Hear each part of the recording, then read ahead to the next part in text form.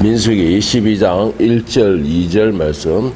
모세가 구스 여자를 취하였더니 그 구스 여자를 취하였으므로 미리암과 아론이 모세를 비방하니라. 그들이 이르되 여호와께서 모세와만 말씀하셨느냐 우리와도 말씀하지 아니하셨느냐 하매 여호와께서 이 말을 들으셨더라. 아멘.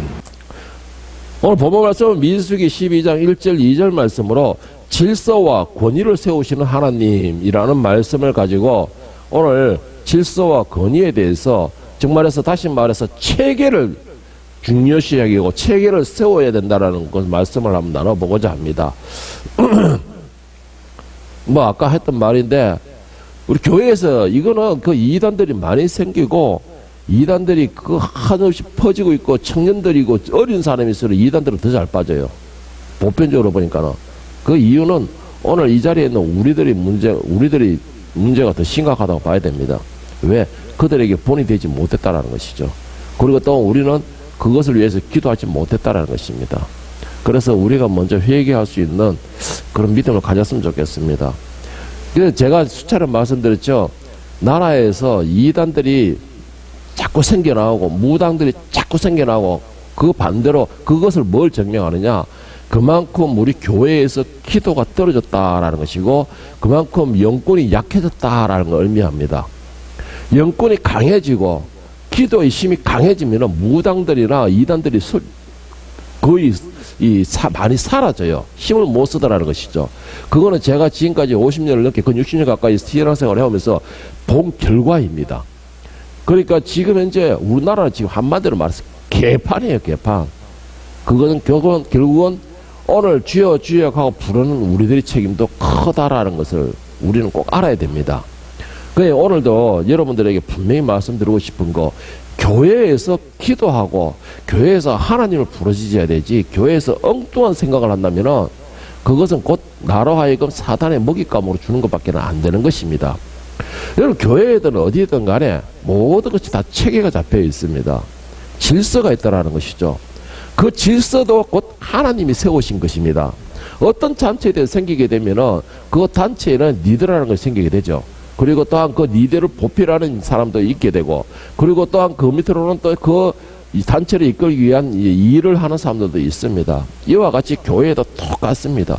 교회도 목회자가 있고 장로가 있고 그 다음에 뭐 권사가 있고 집사가 있고 평신도가 있고 청년들이 있고 다 있듯이 이 체계가 다 잡혀 있습니다. 그리고 그 기관에서는 리더가 있고 그 리더를 보필하는 사람이 있고 또한 그 함께 일을 하는 사람이 있고 공동체라는 형성에는 다 똑같습니다.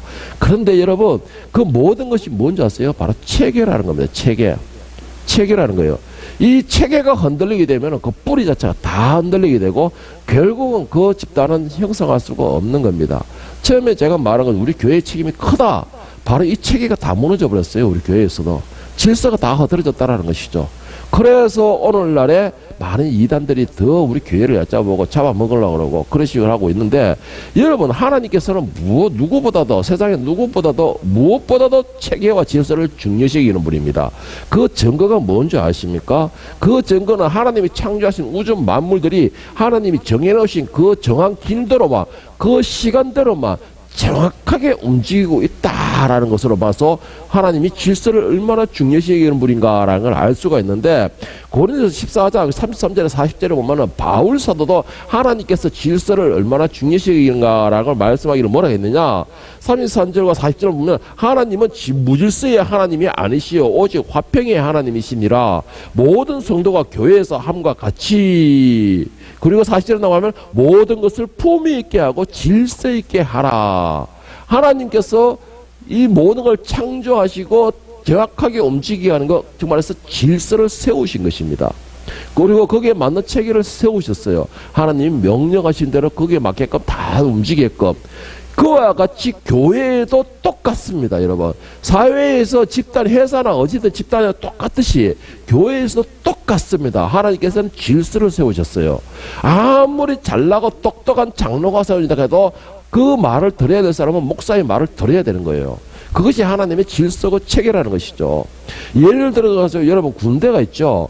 군대는 정말 질서와 체계가 정확한 곳입니다. 만약에 전쟁이 터졌다 그러야 된다면 그 체계는 더 엄격해집니다.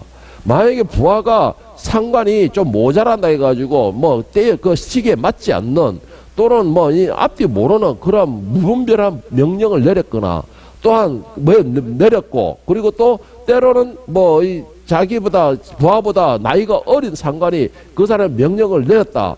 그런데 이것은 때에 맞지 않는 명령이다 해서 불복종하거나 넌 나보다 나이가 어리니까 철이 없어가 물론 명령 불복종하거나 이래 되면 전쟁 시에는 어떤 식으로 벌이잡니까? 명령 불복종은 재판도 없이 그냥 적극 체결이 됩니다. 총살이 된다는 것이죠. 그만큼 질서와 체계가 유지가 되지 않는다면 그 사회는 무너지는 겁니다. 군대에서 이런 질서와 체계가 잡혀있기 때문에 전쟁이 됐을 때는 내가 옆에 있는 전우와 함께 목숨을 걸고 싸울 수 있는 그런 힘이 생길 수가 있는 겁니다. 이것이 질서와 체계가 세워졌기 때문에 가능하다는 것이죠. 오늘 본문에 보면은 이스라엘 백성에게 어마어마한 사건이 터지게 됩니다. 뭐 엄청난 사건이 터지겠는데 그 사건이 뭐냐면은 바로 이 질서를 흐트리고자 하는 사건이 터지게 되는 것이죠. 그 질서가 뭐냐면은 바로 오늘 본문 말씀 민수기 12장 1절에서 3절 말씀을 다시 한번 다 같이 보겠습니다. 모세가 구스 여자를 취하였더니 그 구스 여자를 취하였으므로 미리암과 아론이 모세를 비방하니라. 그들이 이르되 여호와께서 모세만 말씀하셨느냐 우리와도 말씀하지 아니하셨느냐 하며 여호와께서 이 말을 들으셨더라. 이 사람 모세는 온유함이 지면의 모든 사람보다 더하였더라.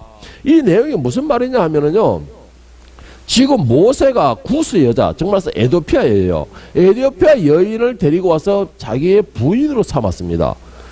그런데 이 모세가 자기 부인 아내로 삼은 것으로 인하여 결혼하는 것으로 인하여서 지금 미리암과 아론, 정말 누구냐면은 미리암과 아론은 모세의 누나이고 형입니다. 그러니까 형제예요. 친형제.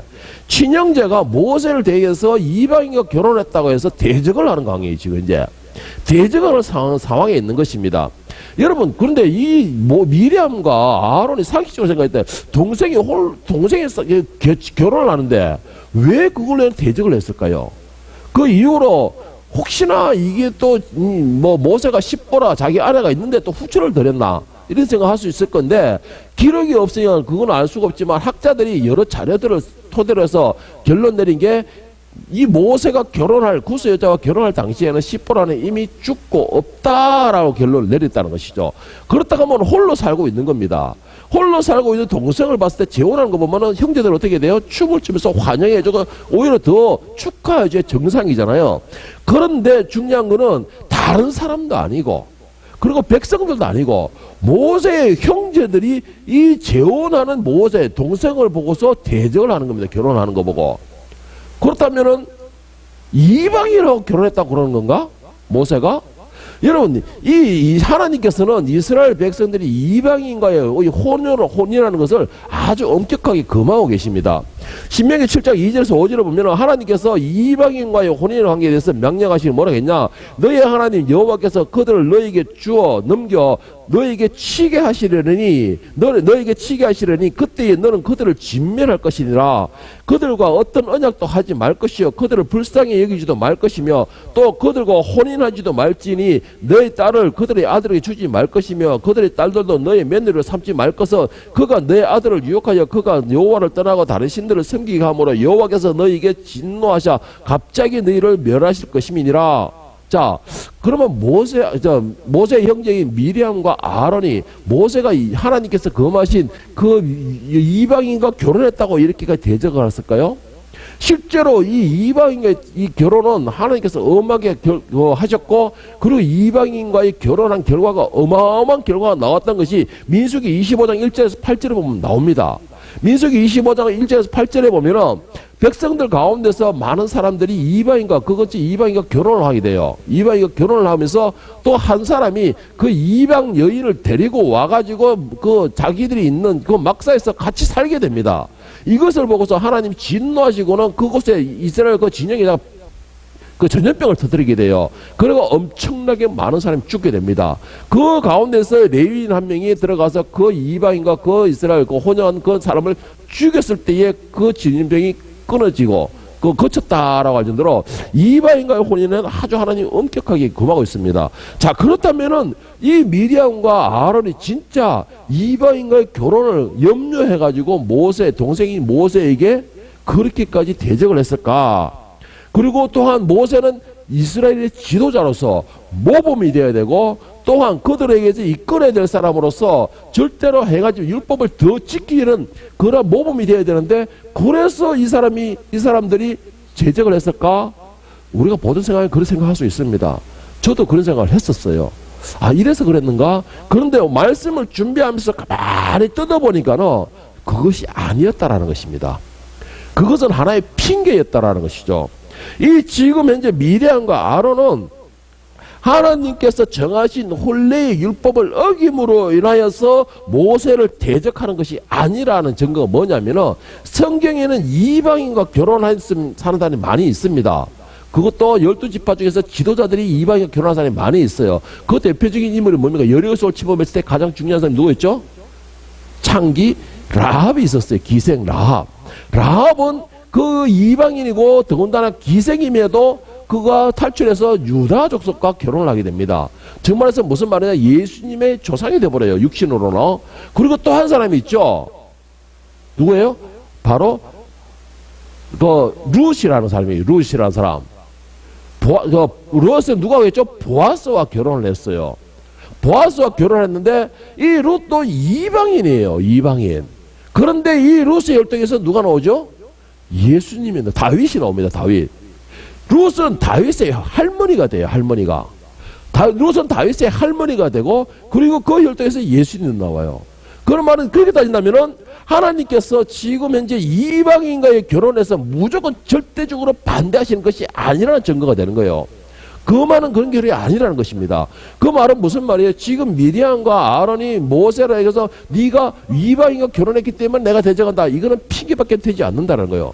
그렇다면 과연 하나님께서 왜 어떤 사람에게는 이방인과 결혼했을 때도 그에게는 엄청난 축복을 주고 거의 혈통에서 어마무시한 메시아가 나오게 하고, 왜 어떤 사람들은 이방인과 결혼하면 거기에 진노하셔서 전염병을 내려가지고 같은 민족까지, 같은 동료들까지, 종족들까지 같이 죽이시는가? 왜 이렇게 했었을까? 하나님께서 이방인과의 결혼을 막으시는 이유는 이방인이기 때문에 막는 것이 아니에요. 혈통이 다르기 때문에 막는 것이 아니라는 것입니다. 핏줄이 다르기 때문에 그 결혼을 막으시는 게 아니에요. 그 증거가 뭐냐면 오늘 보면 신명기 7장 3절에서 4절에 보면 자세히 있으면 왜 다 이방인과 결혼하지 말라 하셨는가? 그들 가운데 누구와도 결혼하지 마시오. 여러분의 딸을 그들의 아들에게 결혼시키면 안 되고, 여러분의 아들을 그들의 딸과 혼인시켜서도 아니 돼요. 4절에 보면은 그 백성들은 여러분 자녀를 여호와에게서 떼어놓을 것이고, 여러분 자녀는 다른 신들을 섬기기 시작할 것이요. 그러면 여호와께서는 여러분에게 진노할 것이고 여러분을 멸망시킬 것이요. 자, 하나님께서 이방인의 자녀와 결혼을 못하게 하는 이유가 뭐죠? 예? 이야기가 뭐죠? 하나님을 버리게 된다는 것입니다. 하나님을 버리게 된다는 것이에요. 그리고 그 버리게 되는 원인은 뭐예요? 우상을 같이 섬기게 된다라는 겁니다. 오늘 현대의 많은 교인들도 그렇고 목회자들도 그렇고 저도 역시 많이 들어봤어요. 믿는 사람의 자녀는 믿는 사람과 결혼해라. 그것이 하나님의 율법이고 명령이다. 청년 때는 제가 그게 진짜인 줄 알았어요. 진짜인 줄 알았어요.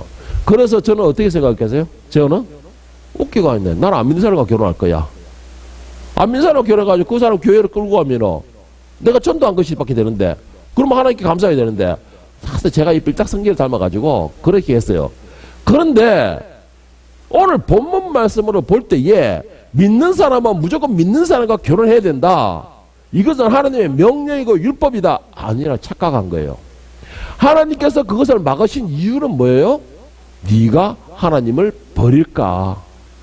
네가 하나님을 떠날까? 이걸 염려했어요. 자, 하나님을 떠난 결과가 뭐라고 했어요? 하나님께서 여러분들을 멸망시킨다는 게, 멸망이라는 게 뭐예요? 버리신다는 것입니다. 그래서 이방인과의 관계를 하지 말라라고 한 거예요. 그런데 과연 오늘 본문에 나오는 미리암과 모세가 그 혼인을 위해서, 혼인 때문에 그렇게 모세를 대적했을까요?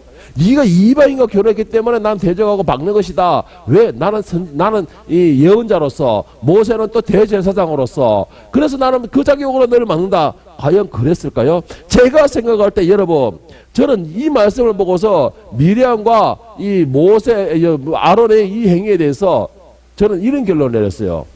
그것은 핑계다. 그것은 핑계다. 왜 그러냐? 2절 말씀을 다 같이 한번 볼게요. 2절 그들이 이르되 여호와께서 모세와만 말씀하셨느냐? 모세와만 말씀하셨느냐? 이 말이 무슨 말이냐? 당시에 하나님께서는 그 지파의 지도자들에게도 다 예언의 능력을 주셨어요. 그리고 예언하게 하셨어요. 그리고 또 하나 뒤에 보세요. 우리와도 말씀하지 아니하셨느냐 하며 여호와께서 이 말을 들으셨더라. 우리와도 말하지 않느냐. 자, 여러분, 이게 무슨 말이냐? 나도 하나님의 음성을 들었다. 나도 꿈으로 예언을 받았다. 나도 은사를 받았다. 여러분, 이게 큰 착각이에요. 지금 미리암과 아론은 지금 어떤 상황이에요? 모세의 누나이고 형이에요. 그런데 지도자는 누구죠? 모세예요. 그리고 미리암과 아론은 누구의 명령을 들어야 돼요? 모세의 명령을 들어야 돼요. 그런데 2절 말씀으로 가만 보면은 결국은 뭐냐? 미리암과 아론은 모세를 시기하고 질투한 결과가 나온다는 겁니다. 그런데다가 이방인과 혼인하니까는 핑계거리가 생긴 것이죠. 핑계거리가 생겼다는 거예요. 그러니까 순수한 마음으로서 지금 모세에게 하는 것이 아니었다는 거예요. 그런데 중요한 것이 또 하나가 있어요. 설사 이들이 정말로 모세가 이방인과 결혼함으로 인하여서 이들이 순수한 마음으로 율법 하나님 말씀을 지키기 위하여서 이들이 모세를 대적했다 라고 한다면 하나님께서 그걸 인정했을 것인가? 그것을 인정했을 것인가? 여러분 어떻게 생각합니까? 그런 생각을 할 수 있을 거예요. 정말 이들이 순수한 마음으로 대적했을 때 과연 하나님이 인정하셨을까? 여러분 처음에 제가 말씀드렸죠. 하나님은 어떤 분이다? 질서의 하나님이시라는 거예요.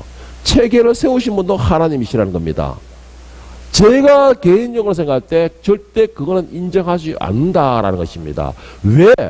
하나님께서 이방인과 혼인하지 말라는 이유가 하나님을 버리고 우상을 섬길 것이다 라고 했어요. 그런데 모세가 아무리 이방인 여인 막 수백 명하고 결혼한다 하더라도 그가 과연 하나님을 보이고 그 이방 여인을 따라 우상을 섬기는 사람이 될 것인가? 절대 그런 사람이 아니라는 것입니다. 그러다 보면은 결국 이들이 말하는 건 뭐예요? 시기와 질투가 되는 거예요. 나도 하나님의 음성을 들었다. 그래서 결국은 어떻게 됩니까?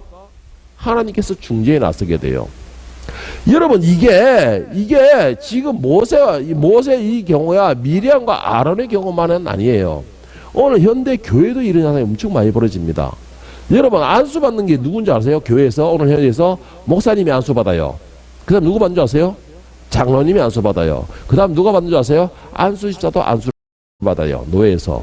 자 그러니까는 어떻게 현상이 벌어지는 줄 아세요? 너만 안수 받았냐? 나도 안수 받았다.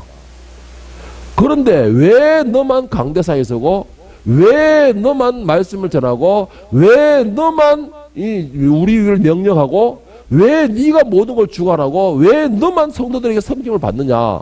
누가? 안수집사나 장로들이 그런 말을 해요.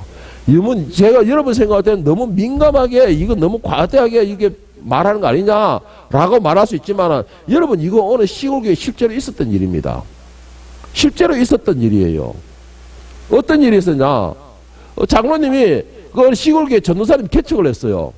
그런데 전도사님 너무 시간이 없다 보니까는 이 대학원을 패스하고도 이 안수 받으러 목사 고시와 안수 받을 만한 시간을 못 내는 거예요.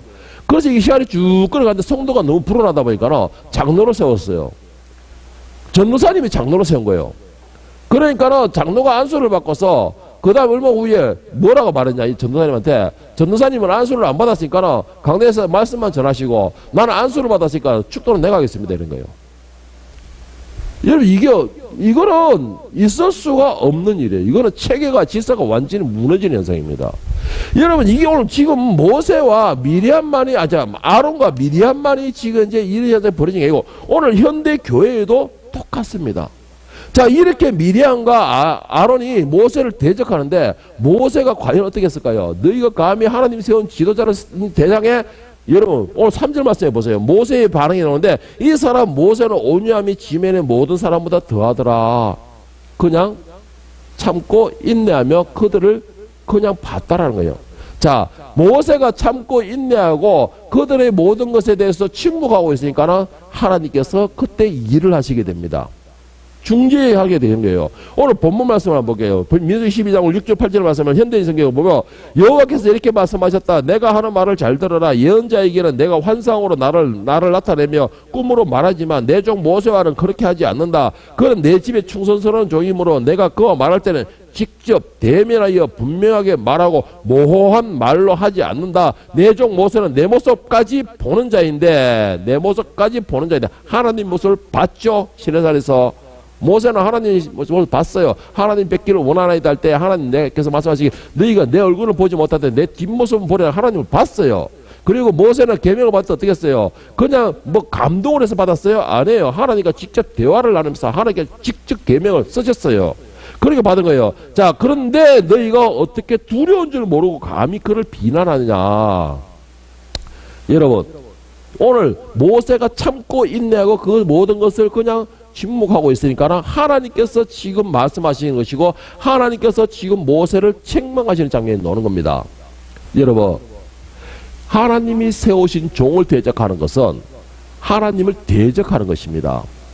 교회에서 아무리 장로가 똑똑하고 아무리 집사가 돈이 많다 할지라도 그리고 아무리 보기에는 목사가 이렇게 있다 하더라도 그 설교를 할 수 있고 종으로 세우고 축복하게 하시고 또한 하나님과의 관계를 형성하며 대언하고 중재 역할을 세우신 것은 목사라는 것이죠. 모세라는 것입니다. 그런데 지금 미리암은 나도 하나님의 음성을 듣고 예언을 한다. 나도 하나님 앞에 임명받아가지고 제사를 지내는 사람이다 내가. 그런데 네가 왜 우리 올라서 있냐. 너와 나랑 똑같은 입장인데. 그런데 중요한 게 뭐예요? 하나님이 세우신 자가 누구냐가 중요한 것입니다. 하나님이 세우신 자가 누구냐가 중요한 거예요. 여러분, 이 체계가 흩어지게 되면요, 하나님이 창조하신 창조물 체계도 다 흩어지는 거예요. 그리고 중요한 게 아까도 계속 말하지만 이 체계가 흔들리면은요 하나님 앞에 대오전하는 것 같은 겁니다. 그렇기 때문에 여러분, 이 체계를 누구보다도 철저하게 잡으시며 이걸 누구보다 중요시하시는 분이 바로 하나님이시라는 것입니다. 모세가 그것을 참고 인내하며 그것을 교묘한 자세로 받아들였을 때 하나님께서 중재자로 나셨댔어요. 너희가 감히 두려운 줄도 모르고 그를 비난하느냐. 이 말이 무슨 말이냐. 감히 두려운 줄도 모르냐. 너희가 감히 모세를 대적하는 것이 누구를 대적하는 것인지도 모르고서 너희가 덤벼드느냐. 이 말인 것입니다. 이 말은요, 여러분들이 다시 성장에 권사가 되고 때로는 여기서 뭐 요즘 여성 장로들도 많이 있으니까 장로가 된다 할지라도 여러분 이거 하나는 명심하십시오. 오늘날에는 교인들이도 목사 대적하기를 우습게 생각하고 있어요. 그리고 오늘날에는 장로들은 목사기를 자기 발바닥으로 알고 있습니다. 그리고 오늘날에는 교인들이 목사를 가르치는 것을 그냥 헌시짝 가르치듯이 가르치려고 하고 있어요. 여러분, 이거 절대 하나님이 용납하지 않는다는 거 꼭 명심해야 됩니다. 이거 하나님은 절대로 용납하지 않습니다. 미리암과 아론은요, 어떻게 보면은 제가 볼 때는 그래요. 하나님과의 관계에서는 이들이 더 밀접한 관계 있지 않을까. 왜? 하나님의 명령을 받아서 예언을 하는 미리암이고, 그리고 또 한 가지 하나님의 제사를 드리는 모든 제사를 주관하는 대제사장입니다. 그러다 보면은 어떻게 역할을 보면은 모세와 아론과 미리암이 더 많은 역할을 감당하고 있어요. 모세는 하나님이 세우신 지도자라는 것입니다. 그럼에도 하나님께서는 누구를 인정하느냐? 모세를 인정해요. 왜? 내가 너를 이스라엘 지도자로 임명했고 너를 가나안까지 인도하는 내가 네 인도자를 삼았다. 그리고 또 한 가지 중요한 내용이 있습니다. 출애굽기 4장에 보면은 하나님께서 처음 모세를 만나서 애국으로 보내시는 장면이 있어요. 거기에 보내시면서 하나님께서 모세에게 어떻게 말씀하셨느냐? 출애굽기 4장 16절에 보면은 뭐라고 하셨느냐? 그가 너를 대신하여 백성에게 말할 것이니, 이 말은 무슨 말이냐면 아론을 말하고 있습니다. 하나님께서 지금 모세에게 말씀하시는 거는 네가 애굽에 가서 바로에게 말할 필요 없이 너는 그냥 너 형 아론에게 말을 하라, 이런 것이에요. 그러니까 아론이 너 대신에 대언자가, 너의 대언자가 되어줄 것이라는 겁니다. 모세의 대언자가 되어줄 것이고, 자, 백성에게 말할 것이니 그는 그의 입에, 그러니까 그는 내 입을 대신할 것이요. 그러니까 아론은 모세의 입을 대신할 것이요. 대언자가 될 것이고, 그러니까 모세 너는 그에게 하나님같이 되리라. 그러니까 무슨 말이냐? 아론에게 모세는 하나님 같은 존재라는 것입니다. 하나님께서 그렇게 세웠다라는 것이에요. 자, 하나님이 보내신 분은 모세예요. 자, 모세의 대언자는 아론입니다. 그 말이 무슨 말이에요? 모세가 하나님 앞에 응답받고 모세는 아론에게 명령하는 거예요. 그러면은 아론은 그 명령 받은 대로 그대로 말하는 것입니다. 하나님께서 세우신 자는 모세예요. 그리고 또 한 가지, 하나님의 대언자라는 것은 하나님의 권한을 가져가는 사람이에요. 이런 말하면 좀 너무 과장되는가 모르겠지만 하나님의 대리자예요. 대리자. 그러면은 결국은 뭐예요? 대리자를 상대한다는 것은 곧 전쟁을 선포한다는 말과 같은 거예요. 여러분, 나라에서 나라와, 옛날까지 먼저 나라에서 나라와 사신을 보내왔을 때 그 사신을 어떻게 대합니까? 그 나라의 왕처럼 대합니다. 우리나라 사람이 중국에 있는 사신이 왔는데 하다못해 사신에게 왕이 절을 3배, 4배를 해요. 그 말이 무슨 말이냐? 그 사신은 중국의 왕으로 대행한다는 것입니다. 그래서 그 사실을 죽이면은 중국에 내가 싸움을 전쟁 선포하는 것과 똑같다는 것이죠. 그러니까 지금 말해서 오늘 말하면 모세는 하나님의 대리자예요. 그 말해서 하나님의 명령을 받아서 전하는 사람이에요. 그렇다면은 그 모세와 아론이 아론과 미리암이 아무리 똑똑하고 아무리 능력 있고 아무리 은사가 충만하고 아무리 큰 힘을 가졌다 할지라도 그는 누구의 명령을 들어야 되느냐? 모세의 명령을 들어야 돼요. 그것이 곧 하나님의 명령이고 모세의 명령을 듣는 것이 곧 하나님의 명령을 듣는 것이기 때문에 그것을 하나님께서 세우시고 질서로 세운 거기 때문에 여러분, 이게 무슨 말이냐 하면은요, 우리가 사회에 가거나 직장에 가도 똑같은 것입니다. 직장에 가도 우리가 교회에서만 그렇게 되는 줄 알죠? 아니에요. 직장에서 똑같습니다. 자, 로마서 13장 1절에 2절에 바울 사도가 뭐라고 말했느냐? 각 사람은 위에 있는 권세들에게 복종하라. 권세는 하나님부터 나지 않음이 없나니 각 사람은 위에 있는 권세들에게 복종하라. 여러분의 위에 사람들, 여러분 상관들에게 복종하라는 것입니다. 그것이 믿고 안 믿고 교회가 아니고 따라가 상관없이 위에 있는 권세들에게 복종하라. 권세는 하나님부터 나지 않은 것이 없다. 하나님이 세우지 않는 사람이 없다라는 것입니다. 하나님이 세우지 않는 사람이 없다. 모든 것은 하나님께서 정하신 바라. 그러므로 여러분 꼭 이걸 새겨 들으세요. 그러므로 권세를 거스린 자는 하나님의 명을 거스름이니 거스르는 자는 심판을 자취하리라. 무섭죠? 이건 무서운 말입니다. 나는 교회에 가고 하나님 말씀만 듣고 그리고 목사 말만 들으면 되는데 내가 왜 너는 나보다 못하잖아. 넌 나보다 뒤떨어지잖아. 넌 나보다 능력이 부족하잖아. 넌 나보다 모든 면에서 인격이고 모든 것에서 다 떨어지잖아. 그래서 내가 너보다 좀 앞서는데 왜? 하나님이 인정하지 않는다는 것이죠. 이거 우리 믿는 사람들 이거 꼭 명심해야 됩니다. 내가 열심으로 교회 생활하고 열심으로 신앙생활 하는데도 왜 잘 안 풀리지? 내 직장 가서 어떻게 해야 하는 걸 잘 생각해 봐야 돼요. 내 직장 가서 어떻게 하고 잘 생각해야 돼요. 여러분, 내 위에 있는 권세를 인정하는 것은 곧 하나님의 말씀에 내가 순종하는 것입니다. 미리암과 아론이 하나님이 세우신 모세를 대적한 결과가 어떻게 나온지 아세요? 9절 10절 가서 보세요. 여호와께서 그들을 향하여 진노하시고 진노하셨다는 겁니다. 누구로 해서? 미리암과 아론을 향해서 진노했다는 거예요. 10절 말씀에 구름이 장막 위에서 떠나갖고 결국은 이스라엘 12지파에 함께 하셨던 그 장막에서 하나님 떠나가셨다는 거예요. 떠나갖고 미리암은 나병에 걸려 눈과 같이 되었더라. 아론이 미리암을 보자 나병에 걸렸는지라. 하나님이 진노를 받은 거예요. 진노함을. 예? 하나님이 진노하시를 받은 거예요. 여러분, 세상에는 나보다 부족한 사람 많습니다. 내보다 내 위에 있고 명리책에 있고 어찌됐든 간에 아부를 하든 돈으로 사든 어쨌든 내 위에서 군림하지 않는 데 엄청 많아요. 정말 많아요. 내가 보기에는 진짜 해를 두둑찮고 한심한 놈들도 많습니다. 그래서 어떤 때는 내가 확 밟아줄까 하는 생각도 들고 그런 놈도 많아요. 그런데 여러분, 중요한 거는 하나님이 용납하지 않는다는 것입니다. 그가 돈으로 올라갔든 사와샵에서 올라갔든 어찌됐든 간에 그 위에 선 거는 하나님이 있다는 그를 보고 있다는 것이에요. 그를 치더라도 누가 치냐? 하나님이 치시는 거예요. 다시 말해서 오늘 본문을 기절했을 때 모세가 이방 여인과 결혼함으로 해서 하나님의 진노가 임해도 하나님이 내리시는 거예요. 미리암과 아론이 거기에 대해서 권면하시지나 따지고 대적하면은 하나님을 대적하는 결과가 나오는 것입니다. 그러니까 여러분들도 직장에서도 똑같은 거예요. 상관이 부족하고 연약해 보면 내가 권면을 할 수 있어요. 권면을 할 수 있습니다. 대적하는 행위는 하나님을 대적하는 겁니다. 왜? 그를 세우신 분이 하나님이시에요.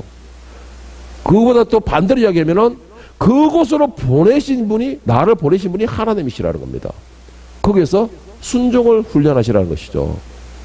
저는 이걸 볼 때마다 참 우리 지선이가 생각나요. 우리 지선이를 보면은 때로는 이래 그 장한테 바가지를 끌지만은 순종을 해요. 인정을 해줘요. 그것을 인정을 해줘요. 그걸 볼 때마다 정말로 뭔가가 확실히 세워지지만은 겸손한 사람이구나. 지선이를 보고서 그런 생각이 들더라고. 여러분 이 말씀을 두려워하세요. 내보다 연약한 자이지라도 그에게 순종하는 것이 하나님의 질서이고 명령이시라는 겁니다.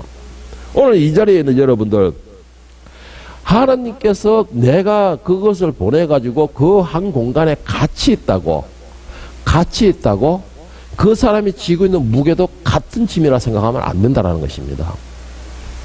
내가 그 공간에 있는 사람이 3명이 되든 4명이 되든 3명, 4명에서 뭐 장, 부장 뭐 다 해먹더라도 어쨌든 장의 무게와 부장의 무게와 그리고 그게 담당의 무게는 다 다르다는 것이죠.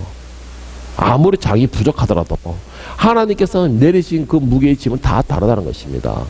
한 공간 안에 있다고 해서 다 똑같지는 않은 것입니다. 하나님께서 맡기신 그 무게는 다 다르기 때문에 그것을 인정하고 그것을 순종해 주는 것이 곧 누구에게만 하나님의 말씀에 순종하는 것입니다. 그리고 또 한 가지, 하나님께서 세우시는 질서에 내가 순종하는 것이에요. 그리고 그게 내가 같이 홍하는 것입니다. 그럴 때에 여러분에게 복이 임하게 되는 것입니다. 그럴 때에 여러분이 하나님 앞에 인정받게 되는 것이에요.